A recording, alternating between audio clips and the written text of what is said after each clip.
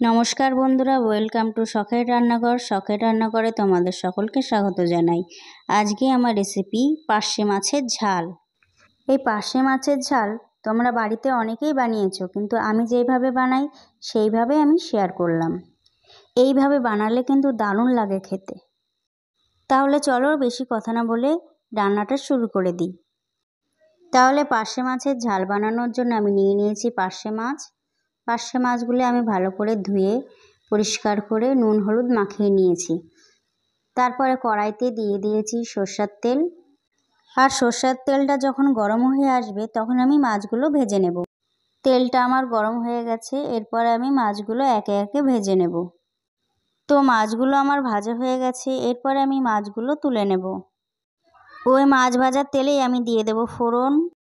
কালো জিরেটা দেওয়ার পরে আমি একটু নাড়াচাড়া করে দিয়ে দেব মশলা।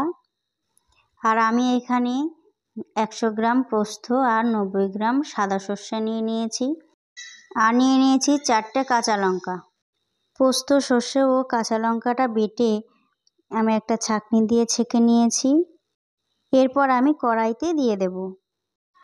তো আমি বাটা মশলাটা কড়াইতে দেওয়ার পরে দিয়ে দেব স্বাদ মতো নুন আর সামান্য হলুদ গুঁড়ো। তারপরে আমি 5 মিনিট মতো নাড়াচাড়া করে দিয়ে দেব জল। তো এরপর যখন ঝোলটা ফুটে আসবে তখন দিয়ে দেব মাছ। আর মাছগুলি দেওয়ার পরে 2 থেকে 3 মিনিট রেখে দেব। তারপরে আমি দিয়ে দেব চেরা কাঁচা লঙ্কা আর দিয়ে দেব সরষের তেল। হয়ে গেল আমার পার্শে মাছের ঝাল। তোমরা কিন্তু বাড়িতে অবশ্যই এটা ট্রাই করবে, আর ট্রাই করার পরে আমাকে অবশ্যই কমেন্ট করে জানাবে। আর রেসিপিটা যদি ভালো লেগে থাকে তাহলে একটা লাইক করে দিও আর তোমার প্রিয়জনকে শেয়ার করে দিও। আর তুমি যদি এখন আমার চ্যানেলটিকে সাবস্ক্রাইব না করে থাকো তাহলে অবশ্যই চ্যানেলটিকে সাবস্ক্রাইব করে পাশে থাকা বেল আইকনটিতে ক্লিক করে রাখবে। এতে আমি যখনই ভিডিও ছাড়বো সবার আগে পৌঁছে যাবে তোমার কাছে। তাহলে আজকের মতন এই পর্যন্ত। দেখা হচ্ছে অন্য কোনো রেসিপি নিয়ে। সবাই ভালো থাকবে, সুস্থ থাকবে। নমস্কার।